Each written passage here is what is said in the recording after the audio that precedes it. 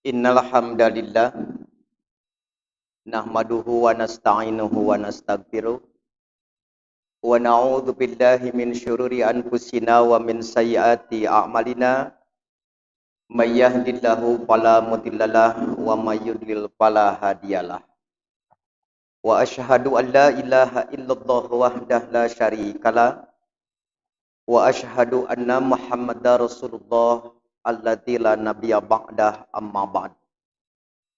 Faqala Allah Ta'ala fil Qur'anil Karim, a'udzu billahi minasyaitonir rajim.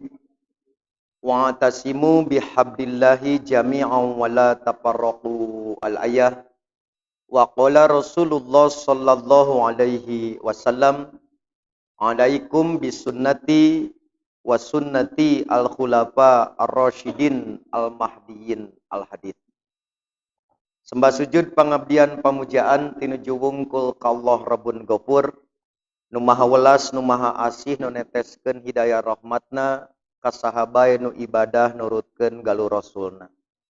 Para wargi miwah para sepuh sateacan simkuring ngawaler patarosan dina kajian model istifta wengi ayeuna.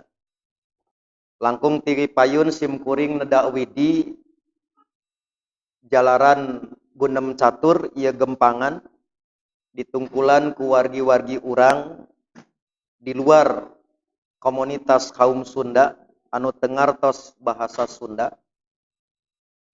Ngalangkungan Facebook Ibnu Hajar Media dan Istiqomah Media simkuring nedawidi bahasa pangjajab nu dianggo nganggo bahasa Indonesia.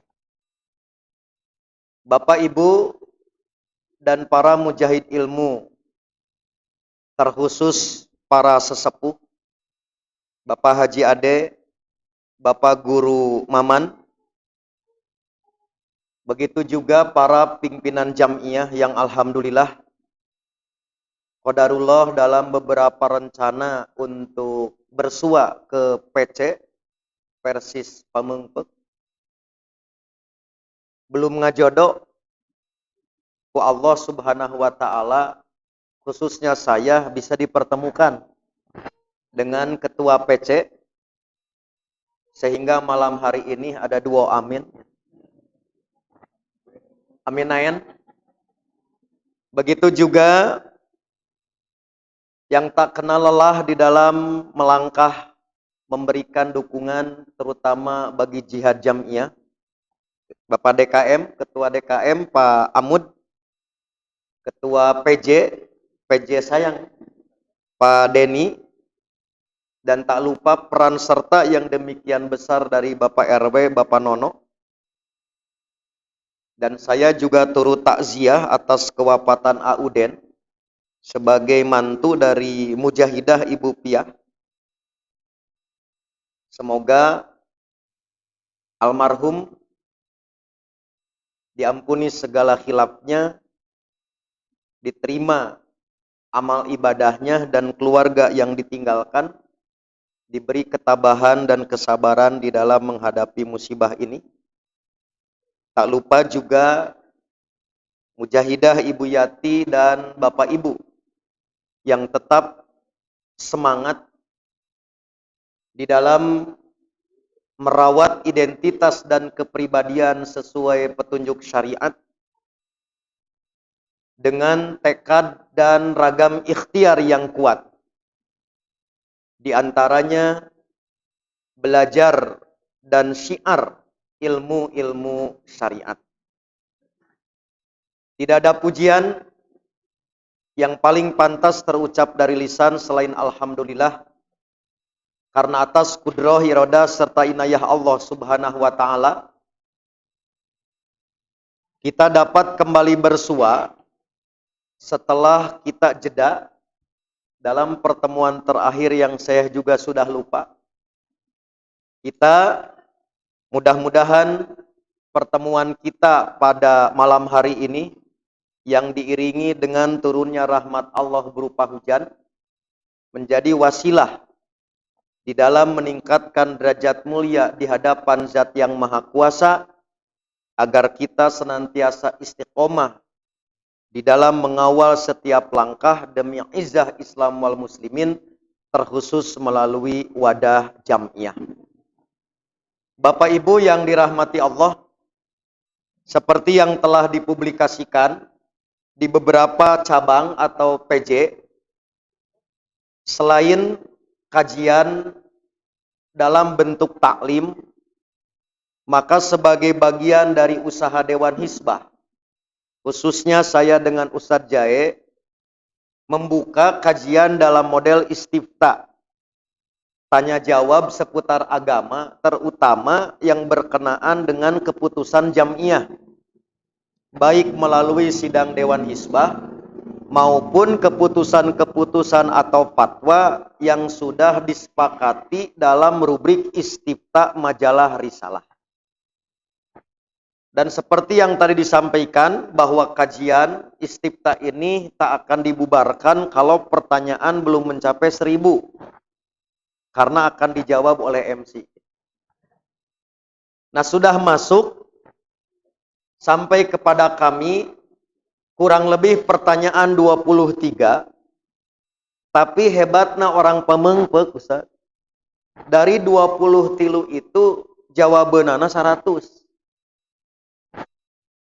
Nah, inilah di antara format kajian yang disebut istifta. Maka saya serahkan ke penata acara, mau bagaimana cara mengelolanya. Dari yang sudah masuk, boleh jadi ada yang belum ditanyakan, maka bisa diselang dengan pertanyaan on the spot, yang langsung hadir. Misalkan sekiranya ada pertanyaan lain yang belum terhimpun dalam 23 pertanyaan ini. Demikian sebagai pengantar, sekaligus saya mohon pamit. Maka biarlah MC yang akan menjawabnya. Aqulu qouli hadza wa astaghfirullah li wa lakum. Baik, kita langsung kepada pertanyaan pertama. Bapak Ibu, sambil nanti Ustadz menjawab pertanyaan, kalaunya kita atau Bapak Ibu punya pertanyaan, bisa sambil menyiapkan. Pertanyaan pertama, Ustadz. Ya. Berkenaan dengan hari ulang tahun. Ustadz, badai naroskeun langsung perkawis hari ulang tahun. Ulang tahun personal, lembaga, sarang negara, Ya. seperti Agustusan. Bagaimana? Ya. Bapak Ibu, saya yang dibesarkan di Persatuan Islam telah mendapatkan ilmu tentang sejarah ulang tahun itu sejak sanawiyah, melalui buku Parasit Akidah, karya Ahmaddin Marzdedek.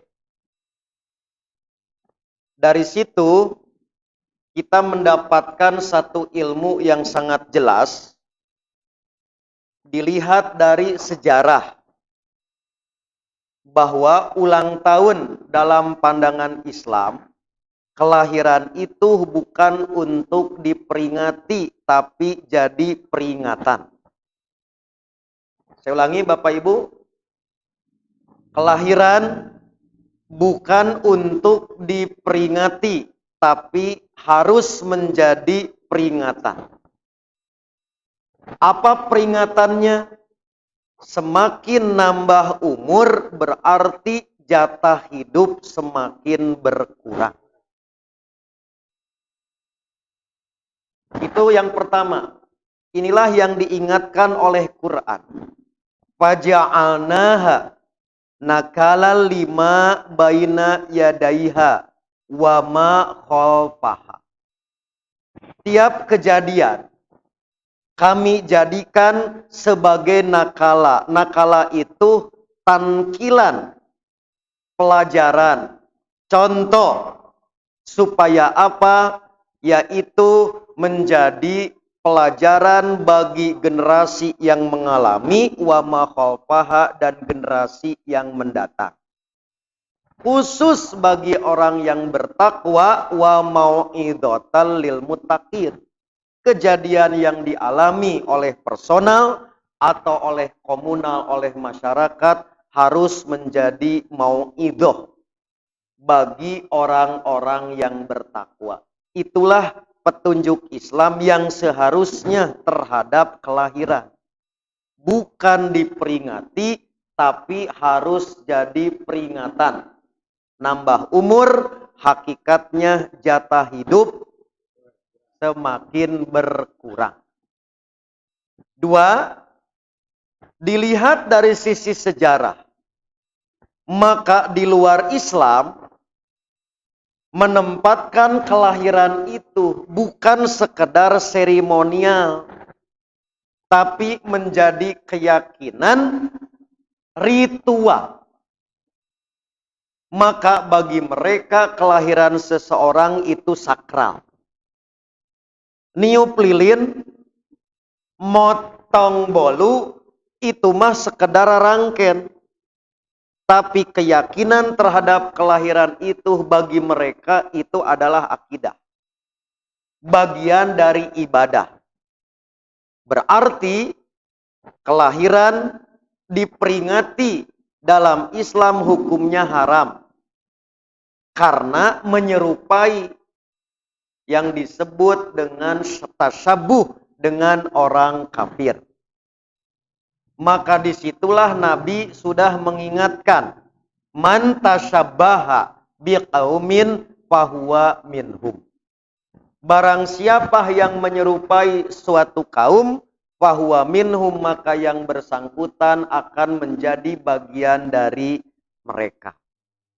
Inilah catatan yang pertama yang harus terus kita ingatkan bagi diri dan keluarga kita, agar identitas kita yang mengaku muslim memang terjaga, punya kepribadian tersendiri. Dua, Nabi juga mengingatkan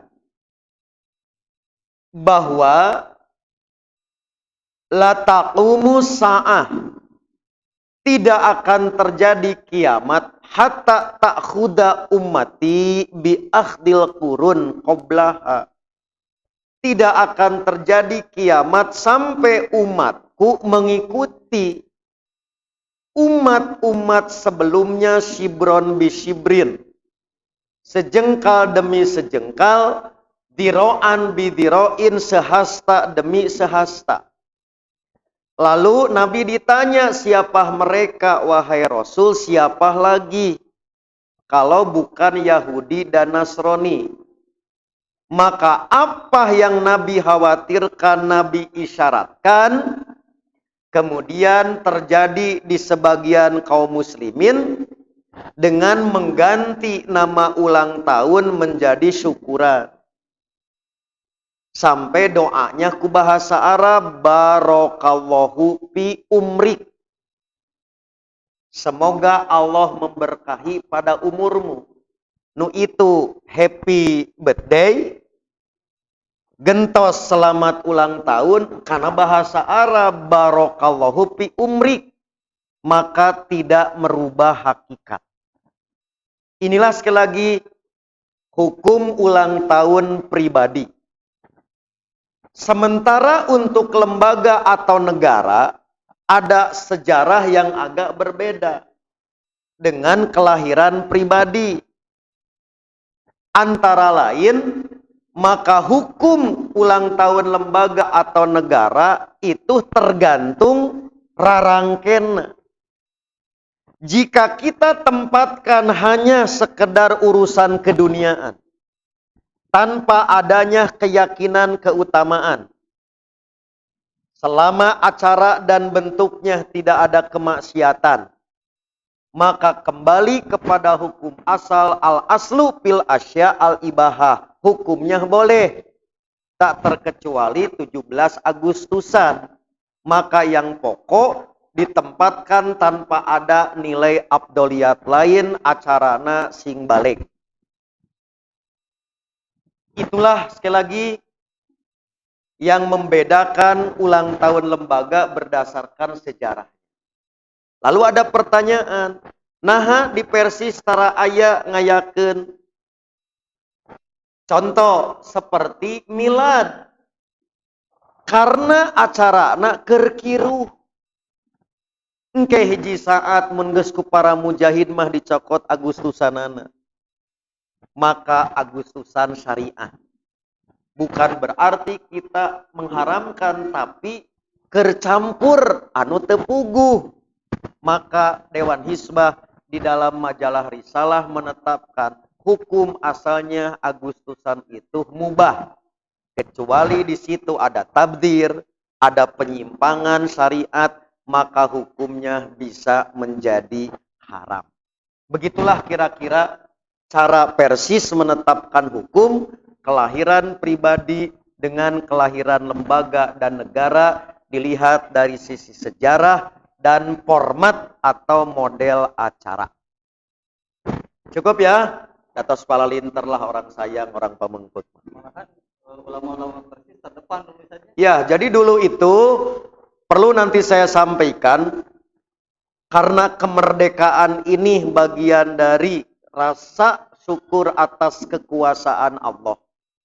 Maka orang tua kita selalu berada di garda terdepan tentang kemerdekaan. Itulah yang disebut hari kemerdekaan. Tapi begitu nasionalisme masuk, jadi we Agustusan. Aya karambol, aya main keleci. Naon hubunganna jeung kemerdekaan kan teu aya. Nah, maka disinilah peran penting pemuda untuk diingatkan kembali bahwa 17 Agustus, acara Sumpah Pemuda, itu sebetulnya anak kandung kaum muslimin. Tapi pada saat diambil oleh orang nasionalisme, banyak acara yang dianggap tidak relevan, maka tinggal itu yang nanti harus bagaimana kita rawat kembali sesuai hakikat kemerdekaan.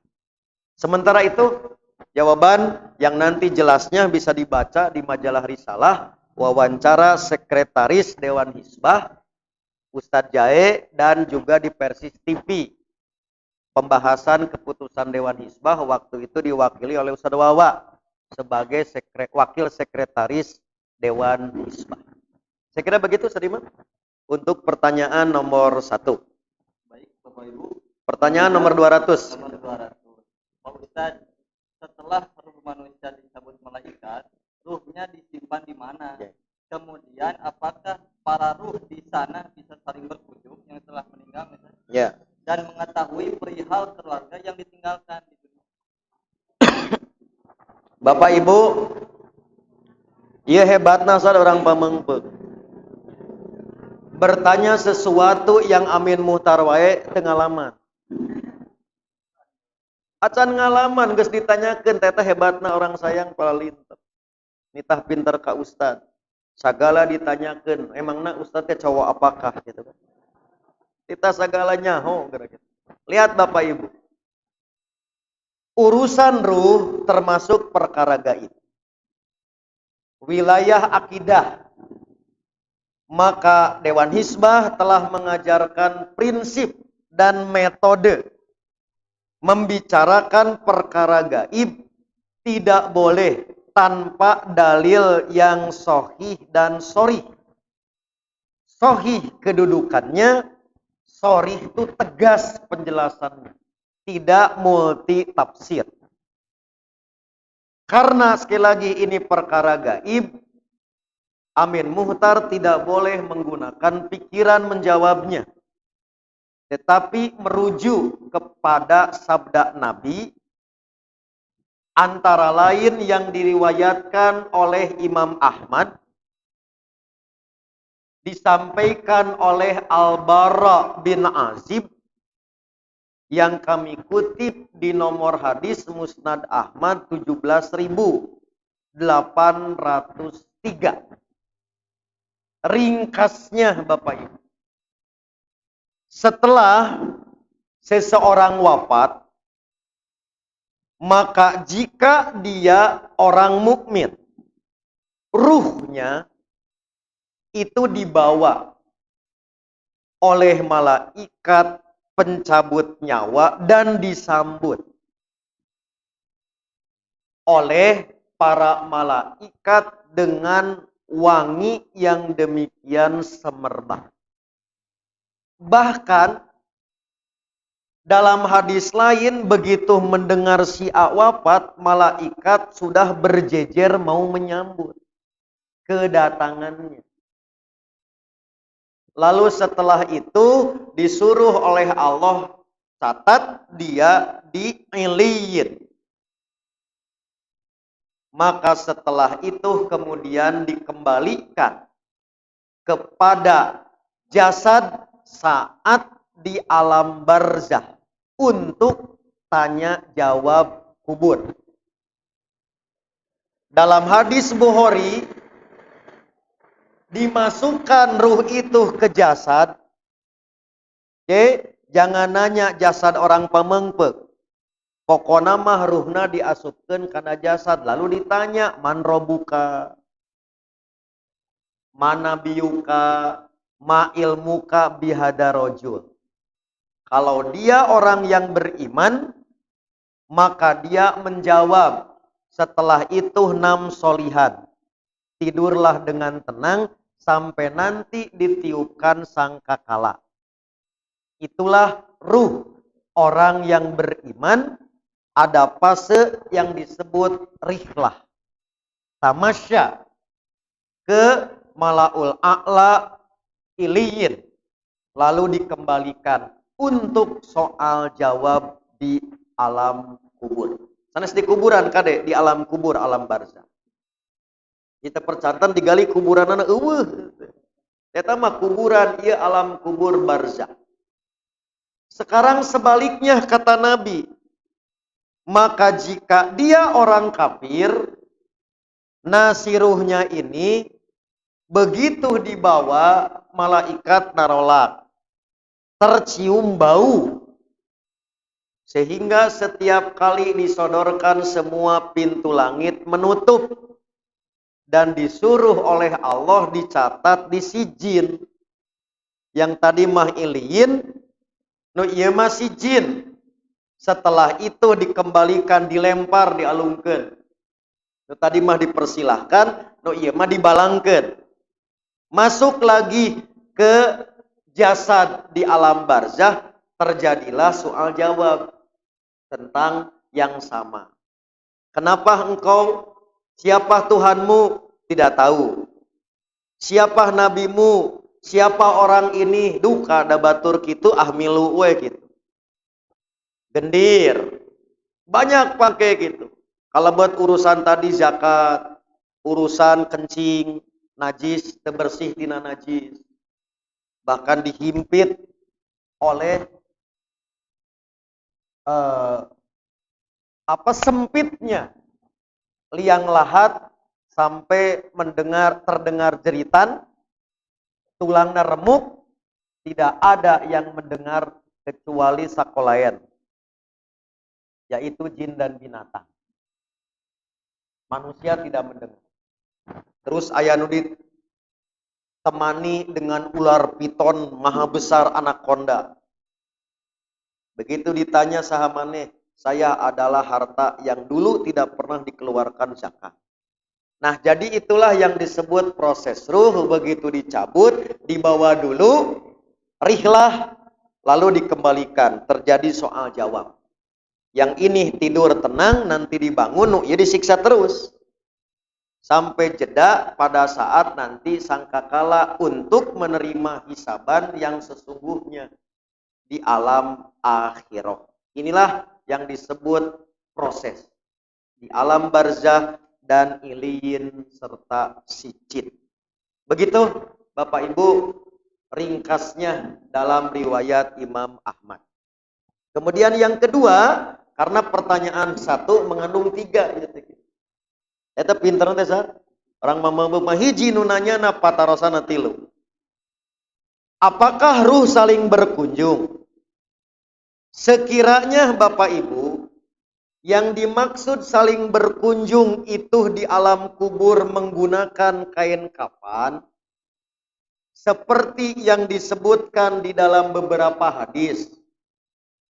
Antara lain, hadis riwayat Imam Ad-Dailami dengan redaksi ahsinu kafana mautakum, perbaguslah kafan orang-orang yang mati di antara kalian, fa innahum yatabahauna, karena mereka akan saling berbangga, wa yatazawaruna biha fi quburihim, karena mereka akan saling berkunjung menggunakan kain kafan itu.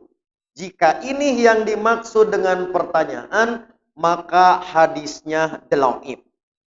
Apa Bu? Kurang tarik. Dhaif. Hadisnya dhaif. Satu di antaranya, misalkan dalam hadis riwayat Ad-Dailami ini terdapat seorang rawi bernama Muhammad bin Ubaidullah Al-Azrami. Para ulama sepakat menilai rawi yang bersangkutan adalah dhaif. Bahkan oleh Imam Al-Baihaqi, rawi ini berderajat dhaifun nakirun, dhaif nakranan. Dhaifnya berat. Dhaif sangat-sangat pisan. Seperti yang juga ditegaskan oleh Imam Ad-Daruqutni, Ibnul Mubarak, Yahya Al-Qattan, dan Ibnu Mahdi. Maka hadis ini berderajat parah. Kemudian yang kedua, misalkan hadis Abu Hurairah dengan redaksi hasinu akfana mautakum, fa innahum yatazawaruna fi quburihim. Dalam riwayat Ibnu Adi, hadis ini pun dhaif karena ada rawi bernama Sulaiman bin Arqam. Imam Ahmad dan Imam An-Nasai menyatakan rawi tersebut matrukun, tertuduh dusta. Terakhir, hadis dari Anas bin Malik. Idza waliya ahadukum akhahu falyuhsin kafanahu. Seseorang apabila mengurus jenazah saudaranya, maka perbaguslah kain kafannya. Fa innahum yub'atsuna fi akfanihim, karena ia akan dibangkitkan menggunakan kain kafan itu, wa yatazawaruna fi akfanihim. Mereka akan saling berkunjung menggunakan kain kafan itu. Hadis ini juga dhaif dalam riwayat Al-Khatib Al-Baghdadi di kitab Tarikh Baghdad yang kami kutip di jilid 10 halaman 102. Nah, dengan demikian Bapak Ibu, jika kita meyakini bahwa ruh akan saling berkunjung di alam barzah berdasarkan hadis ini, maka tidak benar. Sementara tentang memperbagus kafan, tidak berlebihan juga tengah mumurah, hadisnya sahih, tapi tidak ada hubungan dengan kepentingan ruh saling berkunjung. Karena hadisnya sahih, riwayat Bukhari Muslim tentang kafan tambahan anu saling ziarahnya ini yang dhaif. Sehingga sekali lagi berdasarkan hadis ini, maka hadisnya itu dhaif. Terakhir, karena sudah jam 11, yaitu apakah orang yang wafat mengetahui keadaan keluarga yang hidup. Nah, Imam Ibnu Katsir dalam tafsirnya mencantumkan satu hadis, yaitu bukan ahli kubur tahu yang hidup ningali sanes, tetapi dalam riwayat Ahmad diperlihatkan. Jadi bukan si mayit bisa ningali, tetapi Allah memberikan kekuasaan, diperlihatkan. 2 kali dalam sehari, waktu pagi dan petang. Sekiranya saat diperlihatkan perilaku keluarganya baik, maka bergembira ahli kubur.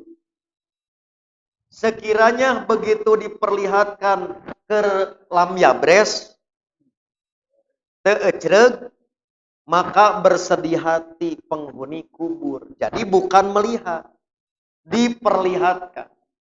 Paling tidak sehari 2 kali, pagi dan petang. Demikian Imam Ibnu Katsir mengutip riwayat Imam Ahmad. Barangkali dari satu penanya 3 pertanyaan, saya kira cukup karena sudah melampaui 500 pertanyaan. Begitu? Pertanyaan 300. Ya, pertanyaan ke-300. Ada 2 hadis. Hadis yang pertama menyatakan amal yang pertama dihisab sholat. Sedangkan dalam hadis yang lain tidak bisa melangkah anak Adam itu kecuali hamba akan ditanya 4 perkara. Yang pertama tentang umurnya, ditanya dulu sholat, ditanya dulu tentang ya, lihat Bapak Ibu, antara hadis hisab dengan hadis soal. Dalam hadis hisab langsung disebut dengan redaksi inna awala ma yuhasabu bihil abdu yaumal qiyamati min amalihi sholatuhu. Berdasarkan hadis ini maka sholat adalah yang pertama dihisab. Tetapi ketika menyebutkan 4 hal, tidak digunakan bahasa awal. Tetapi hanya menyebut layazulu atau latazulu qadama abdin yaumal qiyamah hatta yus'ala anhu. 1 an umrihi, 2 an malihi, 3 an ilmihi, 4 an jasadihi. Teu aya bahasa awal. Maka dengan demikian berdasarkan redaksi hadis, sholatlah yang pertama ditanya. Yang 4 perkara itu soal ujian berikutnya. Berarti tenang, ready stock pertanyaan. Bukan hanya di ujian sekolah. Di ujian kuburan oge, alam kubur, dihisab akhirat banyak. Maka dari situlah para ulama menyebutkan satu hadis.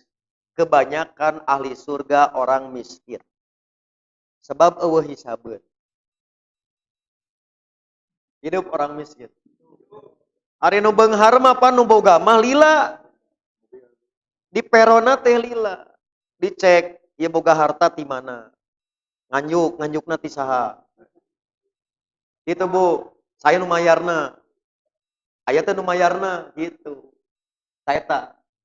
Itulah diantara cara menempatkan 2 hadis karena langsung disebut awal, sholat yang langsung disebut. Yang 4 tidak disebut awal berarti soal berikutnya. Atau demikian diantara pertanyaan lain yang akan dihisab. Begitu cara mendudukan 2 hadis dilihat dari redaksi yang digunakan. Itu untuk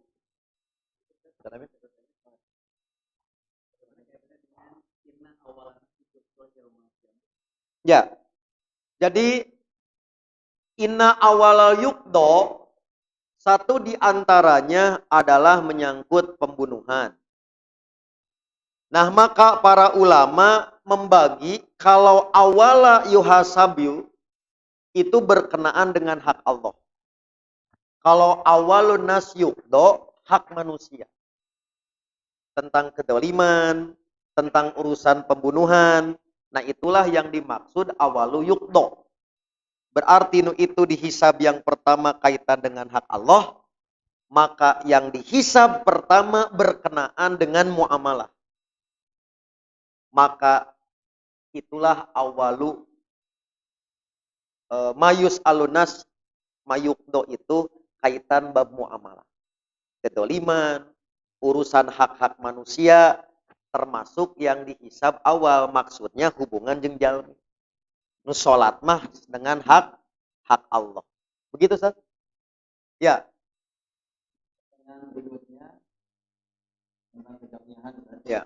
Ustaz, bagaimana mengatasi permasalahan tentang tidak meratanya keilmuan di jamaah tertib, kadang tidak seragam, seperti pelaksanaan sholat, kurban, harus memulai dari mana Ya. memperbaiki? Lihat Bapak Ibu. Jadi urusan ilmu, urusan informasi Islam tentang taklim di zaman Nabi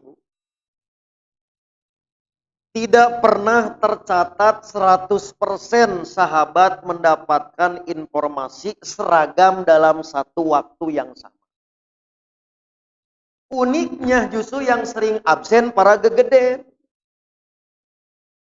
Kalebah di nyama sarua jeung urang sahabat oge. Contohnya Umar. Umar itu tidak bisa 100% memenuhi standar 70% kehadiran. Tapi nu beda jeung urang. Lebah ngaji nama sama, tara pernah sami hadir. Tapi tara pernah tinggalin ilmu jeung kautamaan. Tak urang mah nyata di belang betong. Teu nanyakeun. Jeung tara miwarang abdi teu tiasa engke ustad nerangkeun naon kirim. Tah maka sahabat mah ngadama pola tanawub. Disip. Hari ini aku ke majelis Nabi, kamu ke pasar. Nanti yang saya dapatkan terangkeun. Begitu besokna bagian tetangga Umar nu ka pasar, maka tidak pernah hadir sama, tapi keutamaan dan ilmu tetap merata. Tah di urang mah sarua teh lebah teu hadirna. Matak cekal disami kan urang teh jeung sahabat. Tapi beda na urang mah tinggalin teh asli we tinggalin. Nah oleh karena itulah jika terjadi hal yang demikian sing atoh. Karena bagi yang sudah tahu berarti dia terbuka peluang surga untuk mentransfer pengetahuannya.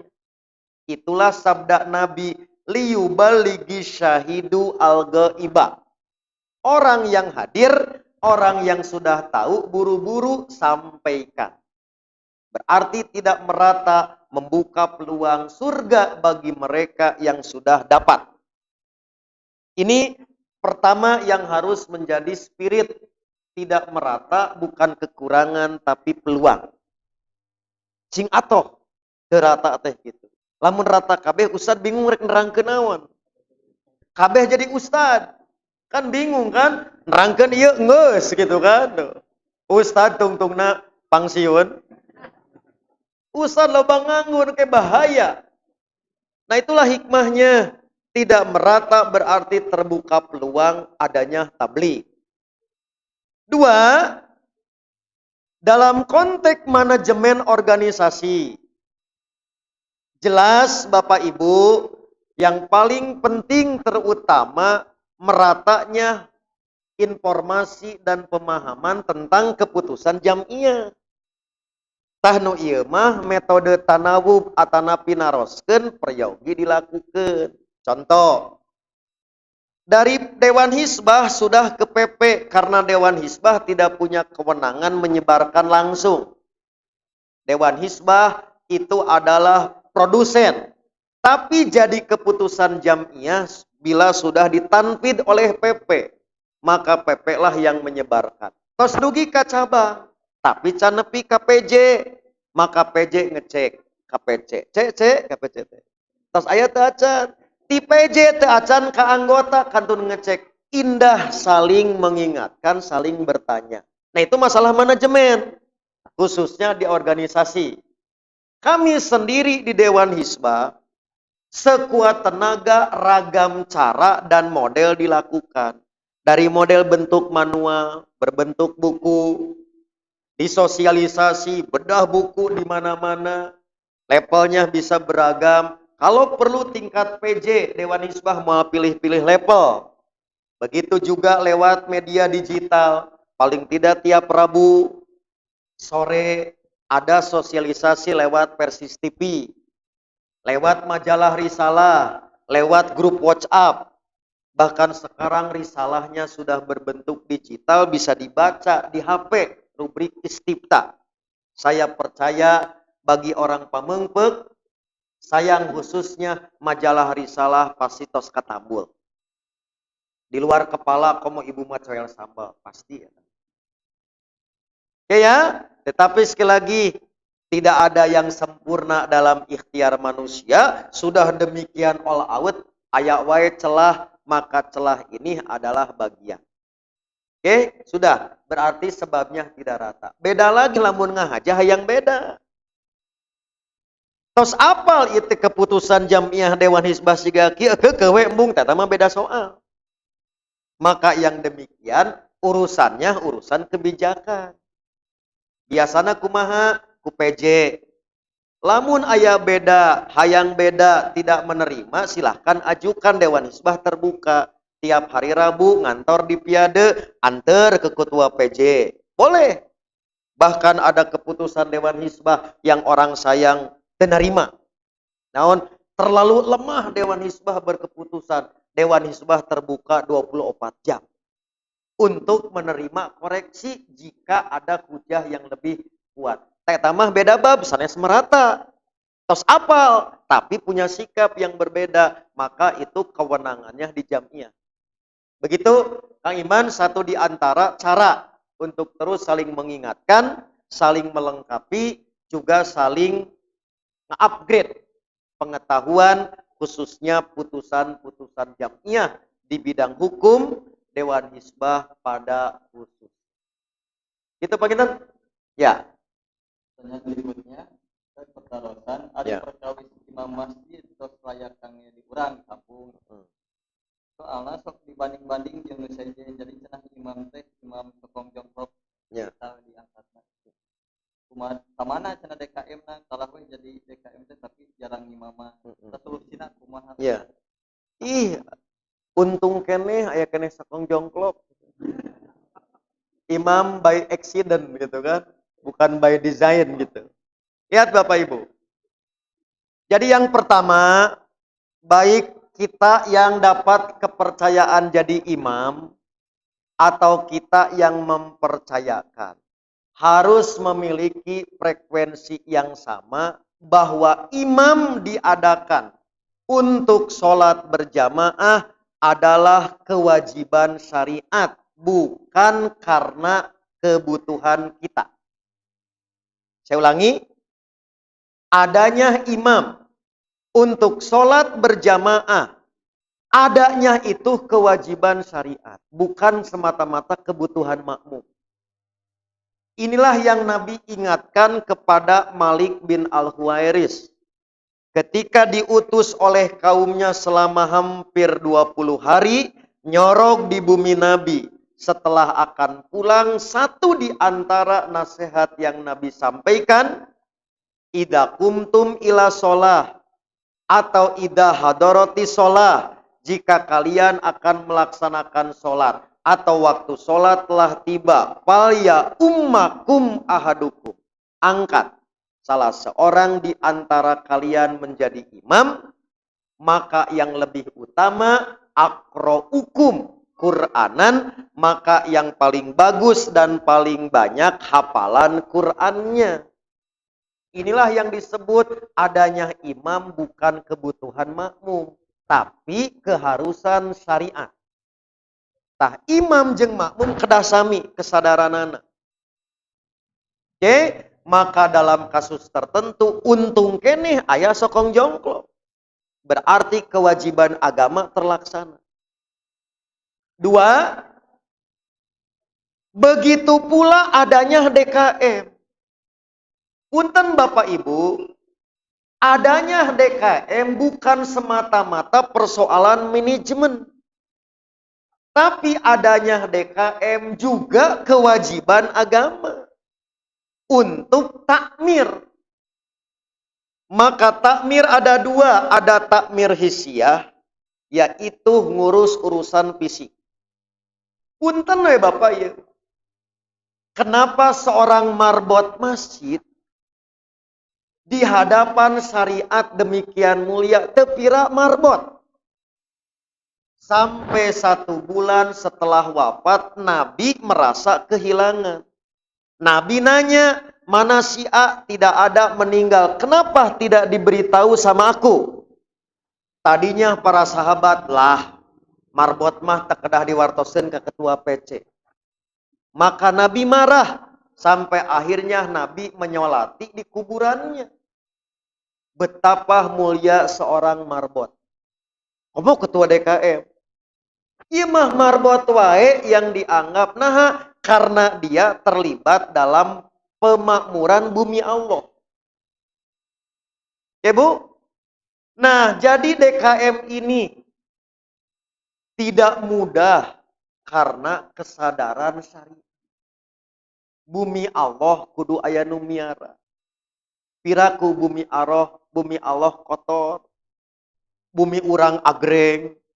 Bumi Allah pabalatak, sanu ngurus. Nah disitulah perlu ada DKM. Berarti DKM tugasnya bukan hanya bab ngimaman.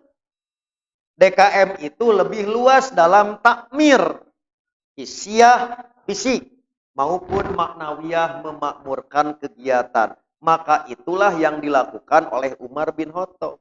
Saat jadi khalifah, ketika dia memungkinkan di tempat jadi imam, tapi ketika tidak memungkinkan, anggar ngontrol imam nama Ubay bin Ka'ab.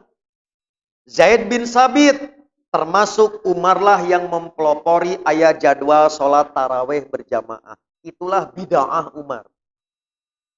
Jadi Umar itu mengangkat imam taraweh, pelopornya. Umarna teu ngimam, engkewe ketua PC mah sholatna jam 2 tarawehna. Maka yang mengadakan Umar cukup ngontrol program jalan.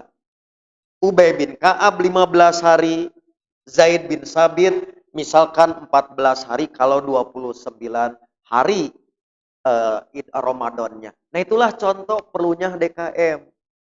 Maka dengan demikian Bapak Ibu, dalam nasihat orang tua, khususnya yang saya terima di Pajagalan sejak generasi awal Ustadz Andi, Ustadz Suhada, sampai kepada guru-guru kita yang sekarang. Bahasa ya Pak. Jadi, seseorang bertindak sebagai imam sholat. Seseorang mendapat amanah jadi ketua atau pengurus DKM. Hakikatnya dia sedang mendapat amanah Allah. Maka punten boleh jadi terdigaji di hadapan manusia, tapi Allah lah yang akan mensejahterakan. Maka wios batur mah sekiranya memang tadi dapugu hartana aya, kas DKM na oge tadi surplus saldo na loba, terus digaji. Di urang mah lantaran tadi belum tentu ada, entong digaji di daging. Yaitu jaminan kesejahteraan langsung ku Allah. Paham Bapak Ibu? Beruntung yang ada DKM dan ada imam. Namanya imam rawatib. Silahkan kebijakan DKM mengangkat imam matuh. Sekiranya DKM belum bisa selalu matuh. Ada di lokasi karena ada tugas yang lain. Seperti para khalifah. Itulah yang dimaksud. 2 tugas imam dan DKM atau qayyim yang harus tegak. Begitu barangkali? Baik, saya beri kesempatan Ya. jamaah yang hadir. Apakah ada? Kepala linter. Ibu, dari Ibu ada? Ibu mau pada mantuan ngajawab. Ibu mau naroskeun bade mantuan ngajawab. Pak Ujang, silahkan. Ya. Sebutkan nama, domisili dan hobi gitu.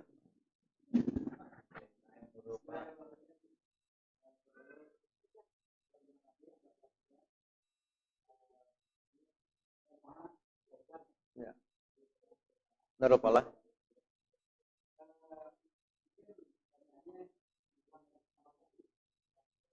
Ulang tahun.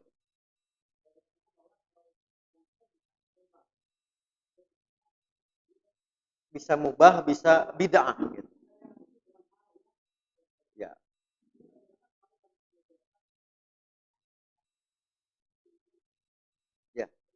Ya, lihat.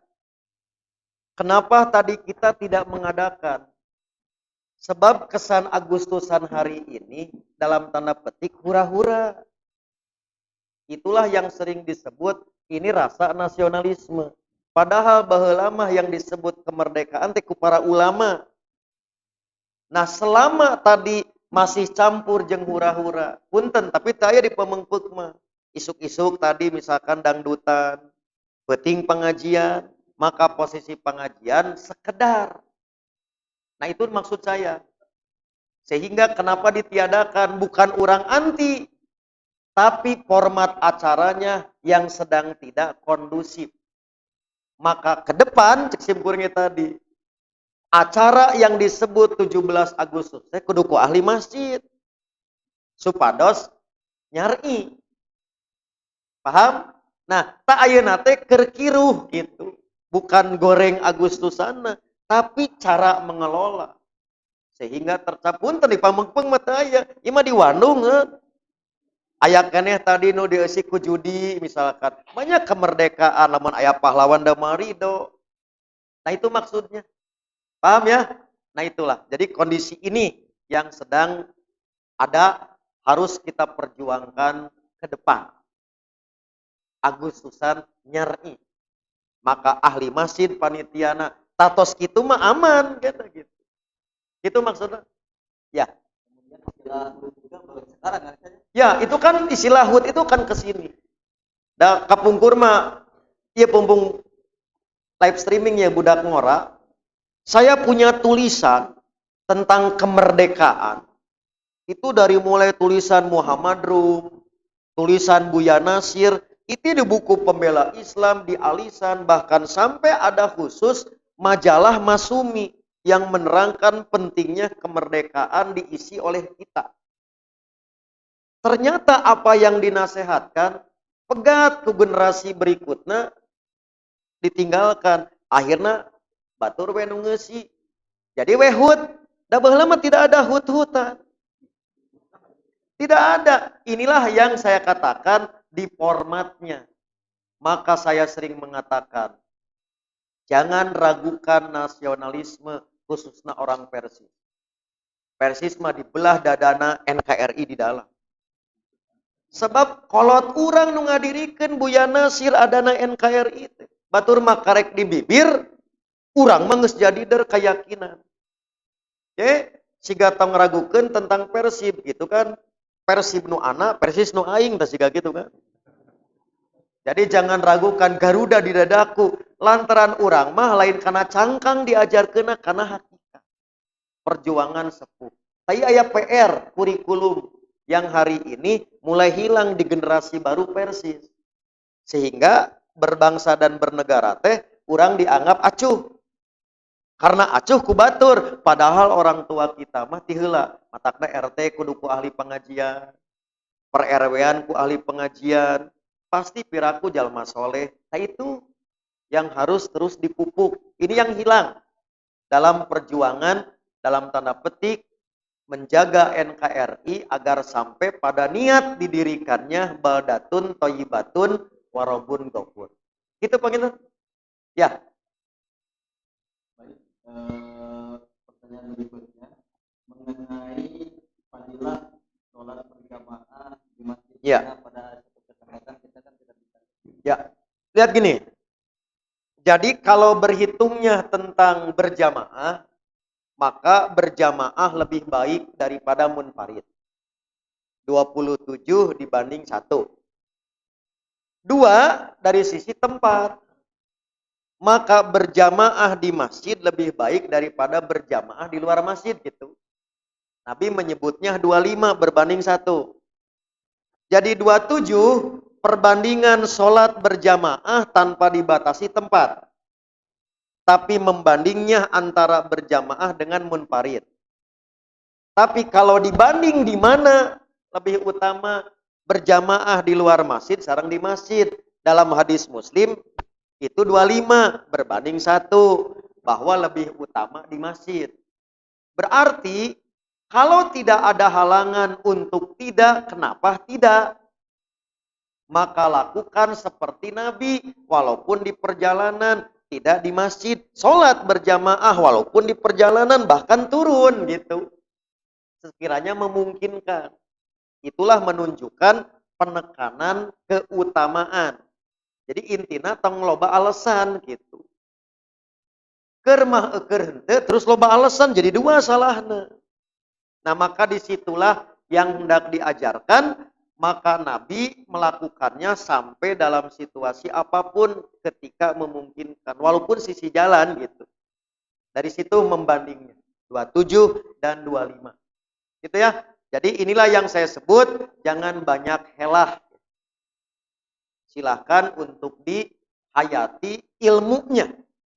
Biar kita ringan dalam melakukan. Ataupun saat tidak bisa. Daku ilmu orang mah gitu. Begitu ya. Pertanyaan ke-7.000. Dari pemudi ini, Ustaz. Ya. Pemudi, Ustaz, apakah hidayah itu harus dicari? Akan datang sendiri. Soalnya saya sering mendengar kata-kata akan pengen hidayah. Ya. Seolah-olah hidayah itu nunggu diberi. Ya, sana seolah-olah hidayah itu bolu. Ya, Bapak Ibu lihat. Ini ilmu yang saya dapat sanawiyah dari Ustadz Abdullah. Ustadz Abdullah menulis buku tipis tentang Risalah Al-Fatihah. Dan ini kemudian nanti ditegaskan kembali oleh guru kita Ustadz Aceng di dalam buku Tafsir Al-Fatihah. Bahwa yang disebut hidayah itu ada 5. 1, yang disebut dengan hidayatul wijdan atau hidayatul fitri. Yang disebut garizah insting. Naon bu contohnya, budak bayi dia butuh perhatian dari ibu lamun almodolu. Ki'i, kumaha cara ngabejaan ka indung yen saya modal? Maka nangis. Tah nangis nate hidayah, jadi we kolot menang petunjuk, dianya bisa terawat. Maka yang ini tak usah dijemput. Semua makhluk diberi. Itu namanya garizah atau hidayatul fitri. 2, ada yang disebut dengan hidayatul hissi wal masyair. Hidayah indrawi, hidayah rasa. Oke, saya ambil contoh. Ibu, apa yang membedakan antara tai kotok dan dodol? Yang membedakan itu hanya rasa. Indrawinya, contoh. Kalau sekarang ibu rasa ini dicabut ku Allah, maka antara tai kotok dan dodol sama. Halo? Iya mah. Da orang pamengpek mah palinter. Di Jepang sudah ada restoran dari tinja. Altaiu jadi menu restoran. Ayeuna nyebutkeun ih gila. Engke ibu ngarasaan mah di ditu. Cigana deudeuyeun. Berarti naon atur nyebabkeun beda? Nyaeta masyairna. Maka semua orang tekudu mencari diberi. Itulah hidayah masyair dan hawas. 3, hidayatul akli. Tidak usah dicari. Setiap orang itu diberi. Mungkin nanti yang membedakan kadar IQ-nya. Si ieu rada luhur, si ieu rada handap, nu ieu rada barho, bubar poho, nu ieu rada koclak. Eta teh lain menang urang di pasihan. Matak tadi jalmi koclak teh syukuri, eta teh pamere. Lain menang pesan urang. Nah, itu nggak usah dicari, nggak usah dijemput. Tapi Bapak Ibu, 3 ini nggak akan pernah menyelamatkan manusia. Jangankan ke akhirat, di dunia saja bisa tertipu. Karena terkadang akal terkalahkan. Akal tak bertahta saat hawa nafsu berpanglima. Eleh akal ku nafsu. Berarti butuh hidayah yang lain. Yaitu yang disebut hidayatuddin. Perlu ada ugeran, ada pageran, ada pengajaran. Yaitu hidayah agama. Tapi ketika orang berhidayah agama, loba oge nu cilaka, maka butuh hidayatut taufik. Jadi hidayatu taufik seseorang beragama cocok kumaka hoyong pangeran. Maka itulah yang sering disebut hidayatu taufik atau taufik hidayat pemain badminton. Gitu Pak. Nah itulah yang dimaksud dengan ihdinas siratal mustaqim. Berilah aku hidayah. Hidayah apa? Hidayatu taufik. Karena semata-mata beragama belum tentu selamat. Banyak orang yang celaka oleh agama menyimpang. Nah maka hidayatu din, hidayatu taufik harus dijemput. Tidak boleh ditunggu. Itulah yang harus dicari. Nutilumah tekudu. Tapi nudua harus dijemput.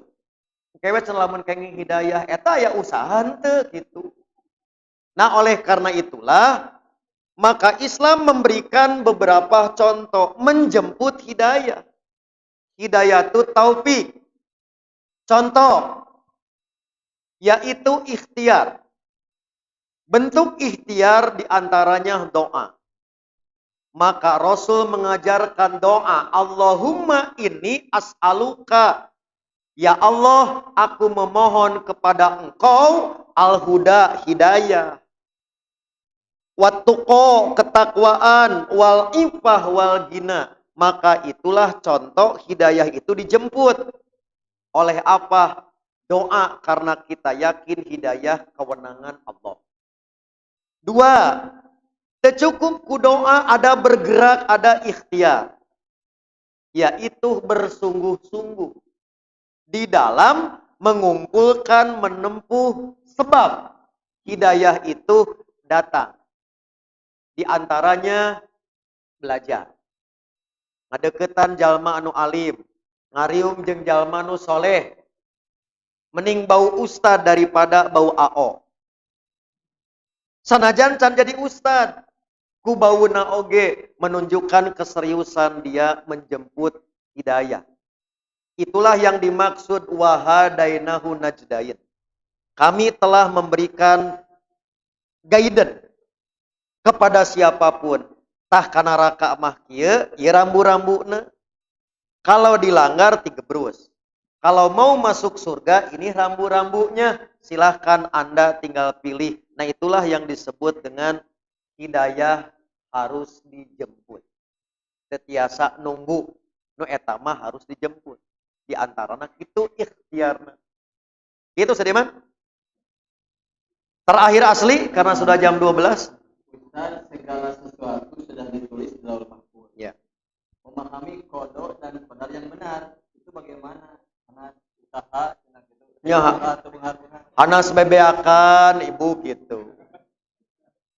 Kemudian teu hasil. Hanas beak dengkak bahasa Perancis. Sama sore orang Malaysia itu bahasa Perancis.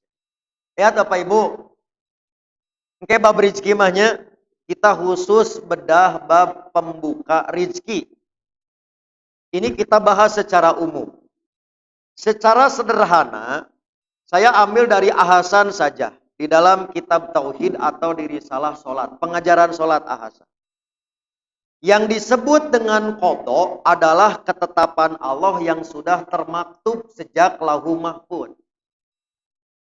Qadar itu wujud kejadianana. Maka qada sama sekali tidak pernah diketahui kalau qadar baru apa teh lamun tos kejadian. Contoh, sebelum nikah tidak tahu qadanya. Siapa jodoh dia? Begitu pas nikah tak itu takdirna apal we urang teh si A geningan jodohna teh hanas kukurlingan heula ka Lampung heula pegat jeung si B sampai calona wae 12 pek teh tatangga kan mun apal mah teu kudu kukurlingan heula kan geus we malam mingguan teh malming teh kadinya kulantaran teh apal tah kajadianana nu disebut takdir diketahui setelah kejadian. Qada sama sekali gaib. Oleh karena itulah qada lantaran teu apa. Justru lantaran teu apal kita kudu ikhtiar. Sebab lamun geus apal mah pan teu kudu. Ibu, sila ipis we. Indit poe ayeuna ti isuk-isuk sampai ka peuting di nol, di jendol. Mun apal geus we cicing. Capek-capek minimal ngirit-ngirit bensin. Justru lantaran teh apa? Ikhtiar. Contoh, mun gering berobat. Lamun hayang sehat bisi gering, aya ikhtiar ngajaga. Tah kitu nu disebut ikhtiar itu bagian dari ibadah kerja jalma mukmin, bukan yang menentukan nasibnya. Maka bagi orang mukmin, qada dan qadar itu untuk diimani, bukan untuk dibicarakan. Maka ikhtiar untuk dilaksanakan. Salah satu di antara ikhtiar teh doa. Maka Allah memungkinkan merubah takdir seseorang atas kehendaknya. Itulah yang sering diingatkan, ada seseorang yang sejak awal sudah pegang tiket surga. Tapi akhir kehidupannya dia menempati neraka. Lalu diperlihatkan pada dirinya, lamun anjeun istiqomah mah tuh di itu tempat surga.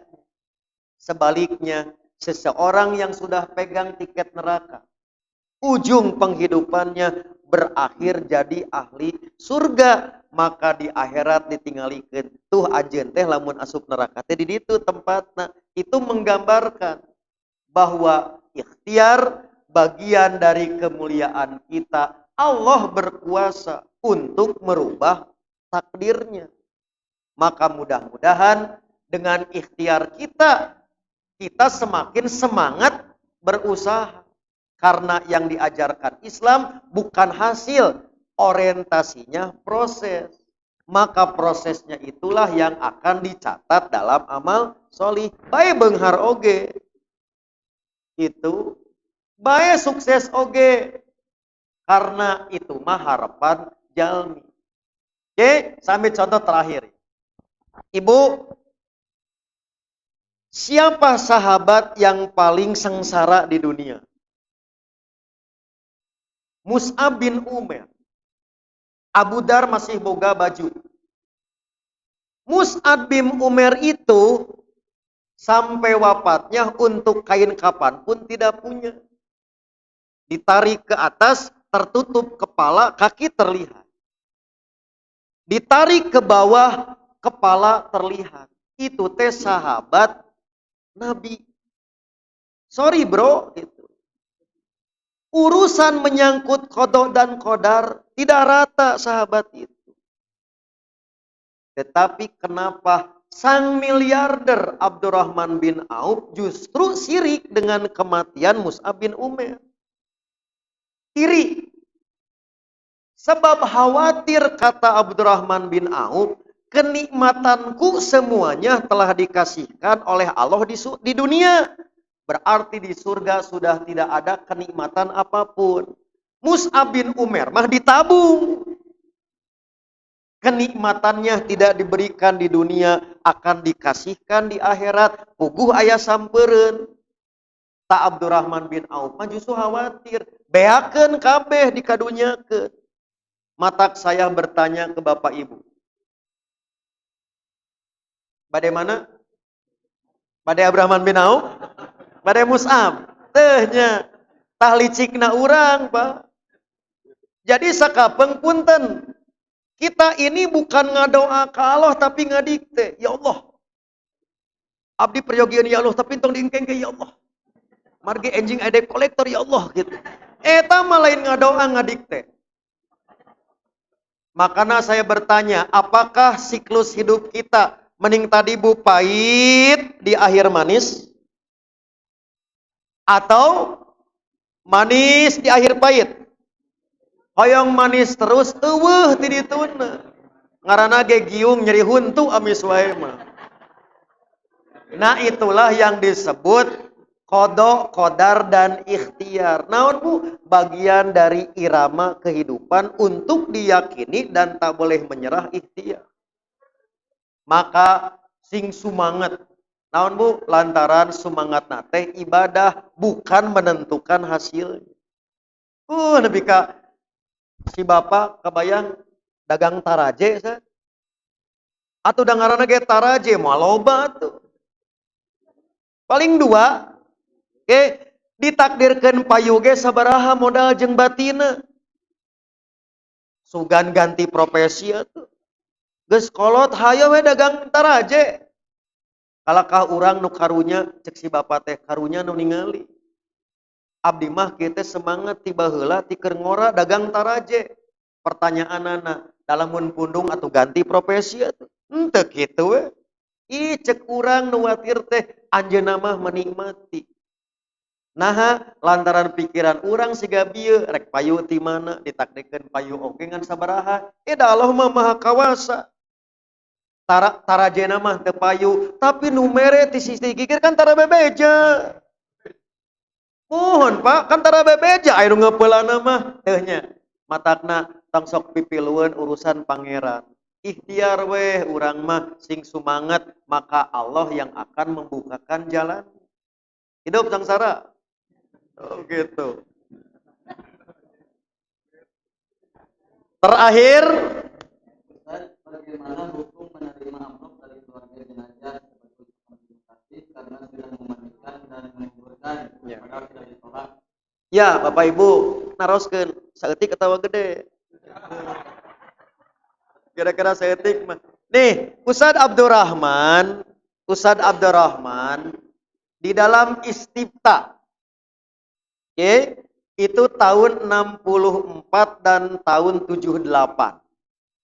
64 Amin Muhtar can lahir. 78 Amin Muhtar baru 5 tahun. Sekarang lahir kan? Ustadz Abdurrahman mendapat pertanyaan yang sama. Terutama nanti membicarakan tentang warisan jangan dulu dibayarkan, belum dibagikan, sebelum kewajiban si mayit wasiat termasuk ngagali kubur kudu dibayar. Dete gratis. Maka boleh diambil dari harta waris sebelum dibagikan untuk pengurusan jenazah lantaran misalkan tegaduh. Itulah contoh bahwa yang paling pokok orang mengurus jenazah karena lillah. Tapi anu daekeun ngagali kubur misalkan maka sekiranya tadi memberi bukan karena kita yang minta, dikembalikan lagi kepada kita. Mau ditolak atau mau diterima, boleh. Selama tidak mengganggu niat keikhlasan untuk mengurus. Itu fatwa ti Ustadz Abdurrahman. Berkenaan dengan apa?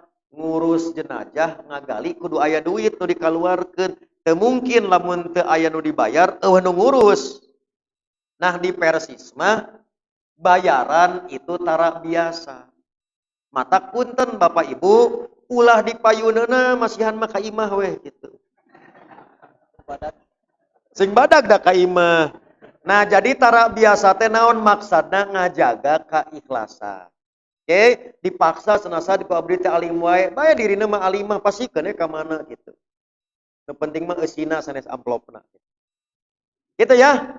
Jadi al-aslu ikhlas karena Allah, ada atau tidak ada pemberian jangan mengganggu keikhlasan baik keluarga ataupun pihak yang mengelola.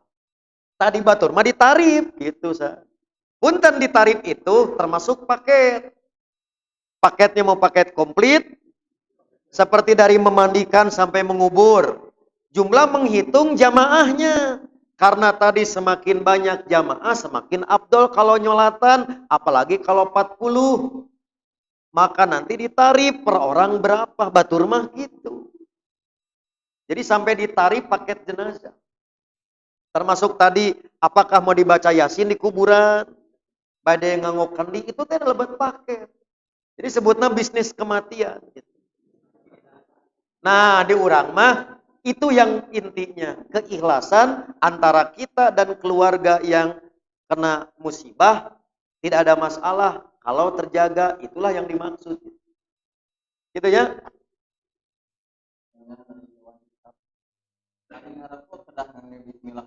Tinggal lihat Bapak Ibu. Lihat. Ini juga sama, jawabannya juga Ustadz Abdurrahman. Di sini saya sengaja dikosongkan. Lihat Bapak Ibu. Secara individu mandiri, ngarokok itu bukan makan, bukan minum. Saya ulangi.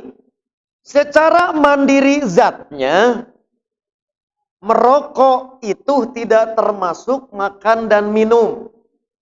Tapi saat dikaitkan dengan hukum, maka namanya mulhaq.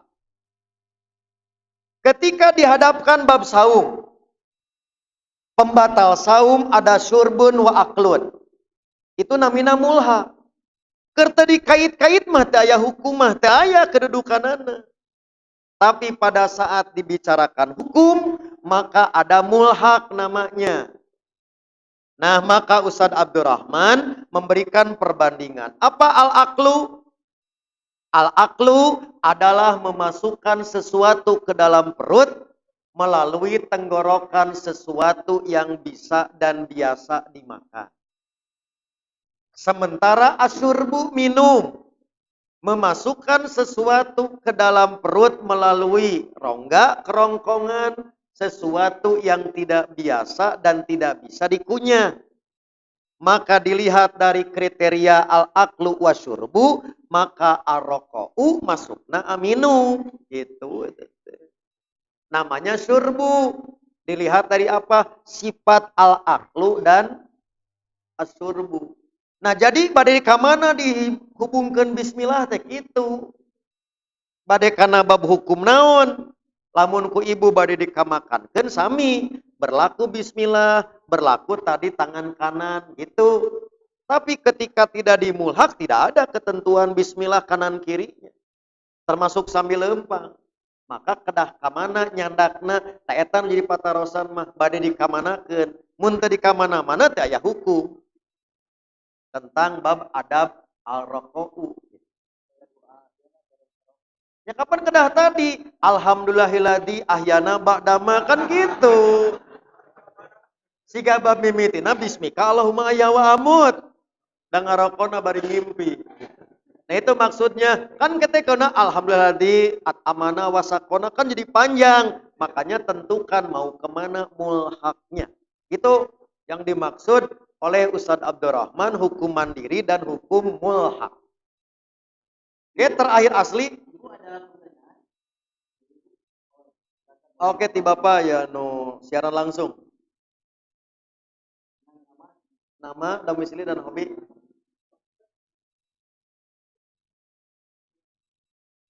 Oh, jawaban nol balasan ya.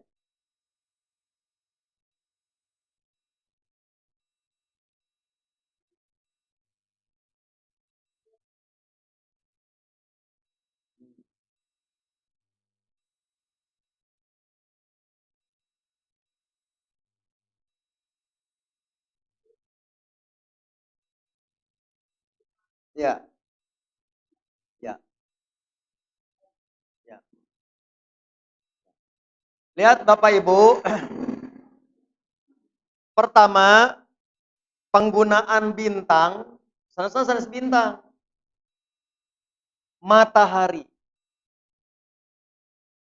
Jadi sanes bintang ini adalah sinar matahari.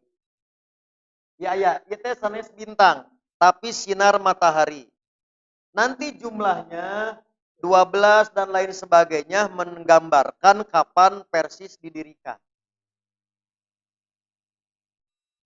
Inilah yang disebut dengan simbol perjuangan. Menggambarkan yaitu pencerahan dari kesesatan. Dari dulumat jahiliyah menuju cahaya. Nah, tos eta mah gampilnya engke ku Kang Iman ditegaskeun mengan intina kitu. Tapi nu paling pokok ieu justru. Kenapa ada wa'tasimu bihablillahi jami'an wala tafarraqu? Maka ini menggambarkan bahwa persatuan Islam didirikan bukan karena kepentingan pribadi para pendiri, tetapi kehendak syariat, yaitu untuk hablullah, iktisom bihablillah. Maka Persis lahir bukan organisasi biasa, tapi jam'iyah berwawasan al-jamaah. Jami'an wala taparoku. Ari berislam teh kedah totalitas. Ulah setengah-setengah. 2. Tidak mungkin adanya iktisom akan kuat tanpa dibangun dengan hidup munazomah. Terstruktur, ada imamah imaroh. Maka disimpan hadis Nabi Yadullah ma'al jamaah. Yang ditegaskan oleh Umar bin Khattab, la islama ila bijamaah. Tidak ada Islam tanpa jamaah. Wala jama'ata ila bi imaroh. Tidak ada jamaah tanpa kepemimpinan. Wala imarota ila bito'ah. Tidak ada kepemimpinan tanpa ketaatan makmum kepada imam. Itulah maksud. Bukan sekedar penghias atau pembeda. Tetapi agar menjadi ruh dan kebanggaan saat kita berjihad di Jamiah Persatuan Islam. Punten bisa Pak. Matak nyimpen ieu tong di mana wae. Nyimpen bendera komo pas demo da kotor dicalikan, aya lambang Persis kan? Nah, kalebet kajamban da aya tadi zikrullah, itulah yang perlu dijaga supaya tadi Garuda di dadaku. Persis Islam agamaku, Persis gerakanku. Tak itu maksudnya Pak. Ya. Sekarang apa bedanya dengan bintang David? Israel. Nah, ini adalah sebetulnya keluar dari prinsip yang disebut Bani Israel. Tetapi ini gambaran simbol Zionisme. Jadi sudah bukan Israel lagi. Tapi sudah Zionisme. Nah nanti di Facebook Ibnu Hajar, Ustaz Lasanopa sudah menjelaskan apa makna simbol Zionisme. Kembali ke Zion, tanah leluhur yang sudah tidak ada hubungan dengan nasab Bani Israel yang 12. Nah itulah gerakan yang disebut dengan Israel Raya atau Zionisme. Idhar. Oke, aya nu underground, Illuminati, Freemasonry, aya nu idhar deui Rotary Club dan lain sebagainya. Itulah panjang lalakona tapi ke orang pamengpeuk manuki mah datos katambul. Soel sambal bintang David mah gitu. Gitu Pak? Cekap? Ya. Ya, ya.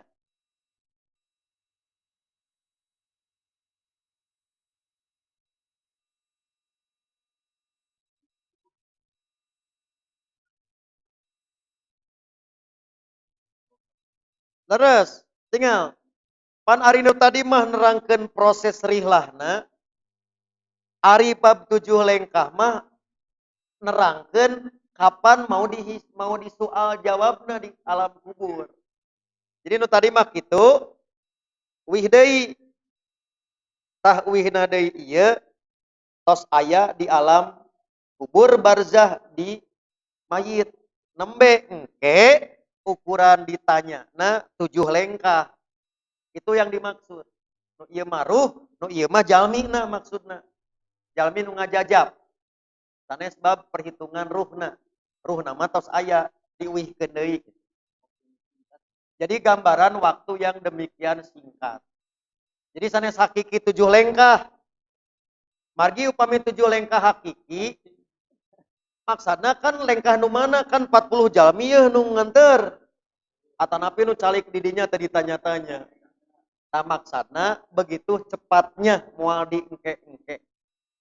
Ruh setelah masuk ke jasad akan ada soal jawab. Itu maksudna dua hadis ieu teh. Ya. Jadi sanes kana kuburan di alam kubur namina alam barzah. Gitu banyak. Mohon. Jadi tingali. Kan ari di alam kubur mah nu dilebetkeun. Deui di kuburan mah nu dilebetkeun. Jasad. Dina hadis mah teu diterangkeun nu ieu gitu. maka yang jelas bahwa ruh ini akan kembali kepada jasadna. Nu ieu mah angger mangga tinggal di kuburan, moal hudang. Tah yang dimaksud 7 lengkah itu bukan nu ieu jasad di kuburan dihudangkeun, tetapi yang dimaksud jasad yang mengisi ruh nu tadi tisi iliin atanapi tisi jin. Namina alam barzah. Tah nu eta mah moal kaalaman ku jalmi ayeuna moal tiasa katoong margi perkara gaib. Itu nu disebut alam barzah atanapi alam kubur. Gitu apa? Ya. Terakhir asli, Bagaimana pendapat Ustaz soal fenomena TikTokan, joget-joget yang lagi viral? ya. Mereka share di medsos seperti Facebook. Ibu lihat, Bapak, ayeuna urang nongtonkeun dina media sosial kahiji bade naon. Ingat, malaikat juga ikut chatting. Malaikat ikut juga di medsos, ikut streaming. Maka hiji bade naon sing lempengkeun niat. Contoh, ibu joget di bumi sorangan terus diupload di YouTube, di TikTok, bade naon? Halo, bade pamer kan? Sebab lamun teu nonton, teu muji, nyeri beuteung. Nah, berarti niat dan perilaku yang harus dijaga. Niat sing lempeng ikhlas karena Allah, perilakuna ulah ngalanggar. Antara lain memamerkan orat dan lain sebagainya. Saya berharap komono ditiung. Kan gitu manu teu ditariung geus biasa. Ieu manu ditiung memperlihatkan berarti ada yang kurang, yaitu berkerudung hati belum sampai. Maka kita saling ingatkan, tapi dah teu aya jamaah urang mah. Teu aya komo di pamengpeuk di sayang mah. Ngan di mana aya mah nya usape saeutik gitu. Kurancatan. Oke ya, jadi begitu manfaatkan untuk dakwah syiar Islam, jangan justru sebaliknya. Bapak Ibu terakhir asli, nanti sisanya untuk yang 14 dan seterusnya nanti saya titipkan tertulis karena saya harus pamit, tapi Bapak Ibu makan tadi janji ti awal sagolerna. Oke, pertanyaan berikutnya terakhir nih. Ustaz, kenapa arisan tidak boleh? Apakah ada solusi yang lain? Ya, tidak pernah ada yang membolehkan arisan. Ibu, diulangi ya. Tidak pernah ada yang melarang arisan lantaran arisan mah ngaran. Justru nu dilarang teh sistem di arisan. Mun bu bisi ganti ngaran maksud sim kuring teh. Jadi ari ngaran diganti, anger sistemnya sami wae. Jadi sanes arisanana nu jadi masalah sistem perpindahan milik dalam arisan yang tidak boleh. Maka diganti ngaran sawaun sami wae. Gentos ku silaturahmi. Gentos ku tablik akbar sami. Dan upokoma sanes namina tapi eusina. Oke, saya ulangi. Yang dilarang justru bukan sekedar nama.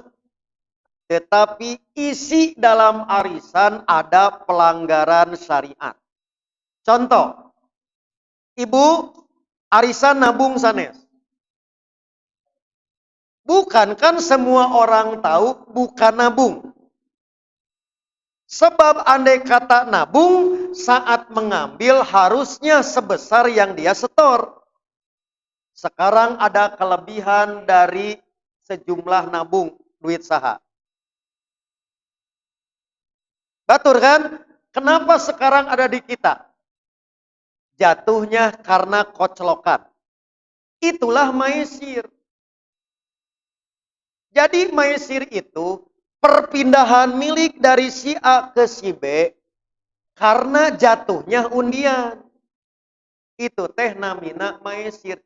Jadi arisan terlarang karena ada maisir, yaitu perpindahan milik dari A ke B. Peserta arisan terjadi karena undian. Itulah maisir. Nama lainnya himar. Solusina kumaha, Islamah tegas. Kalau mau pinjam, pinjam. Kalau mau nabung, nabung. Kalau mau bantuan sosial, bantuan sosial. Sekarang ganti. Arisan sistemna gento. Sok 10 orang bade naon, urang nabung, simpan pinjam. Sepakati. Maka karena keterbatasan dana, dangarana ge nginjemnya kudu mayar. Disepakati bagade kumaha, mangga kantun diatur antum a'lamu bi umuri dunia kumnu, penting akadna sing jelas. Jangan berkelamin ganda. Islam tidak mengenal akad campuran, murokab tidak boleh. Harus tegas. Karena Islam membolehkan. Nah itu intinya. Bukan sekedar nama arisannya, tapi perpindahan milik di dalam arisan itu yang menyalahi syariat. Siap Bu? Semangat arisana tang dirobah. Ganti sistemnya. Cukup ya Bapak Ibu? Terakhir asli bab anak biologis. Bab anak zina. Ini nasib untuk anak zina yang tak berdosa, dosa indung bapana. Apa benar anak perempuan yang lahir di luar nikah itu nasabnya bersandar ke ibu? Ya. Kepada ibunya, tidak kepada ayahnya. Meski ayah itu ayah biologisnya. Tidak berhak mendapat warisan dan tidak bisa diwalikan ayahnya ketika menikah, meski itu ayah biologisnya. Ya, lihat Bapak Ibu atau setekan. Jadi Dewan Hizbah sudah 3 kali bersidang tentang menyangkut status nasab anak hasil zina, waris, juga bab perwalian. Itu di tahun 2015, kemudian di tahun 2015 juga yang terbaru Februari 2021.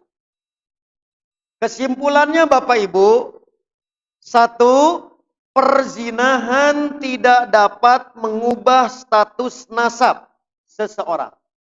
Anak dan orang tua tak bisa dirubah nasabna dengan sebab karena zina. Sebab yang menentukan nasab itu adalah kelahiran. Bukan masalah perzinahan atau pernikahan. 2, karena zina tidak merubah nasab, sementara nasab sababul irsi, penyebab dapat waris. Maka pada dasarnya anak mendapatkan waris dari ayah biologisnya, begitupun sebaliknya. Kedua, anak hasil zina nasabnya kepada ayah. Kecuali si bapana tengaku. Karena Salome satu lobang rame-rame. Irungna siga si A, jalina siga si B, teh cek si bapak teh. Nah pada saat tidak ada yang mengakui, anak jangan sampai terkatung. Islam mensyaratkan nasabna ke ibu.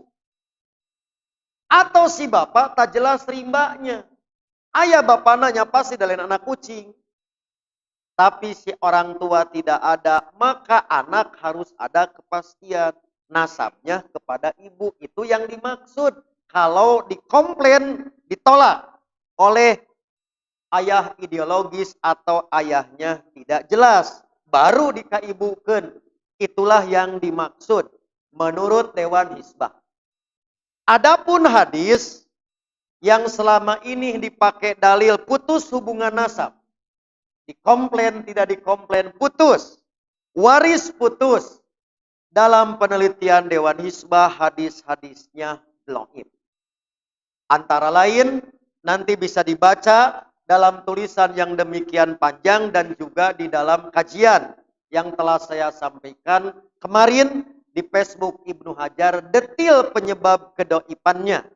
Di sini hanya disebutkan contoh satu saja, misalkan dalam hadis riwayat Imam At-Tirmidzi, waladu zina la yarithu wala yurasu.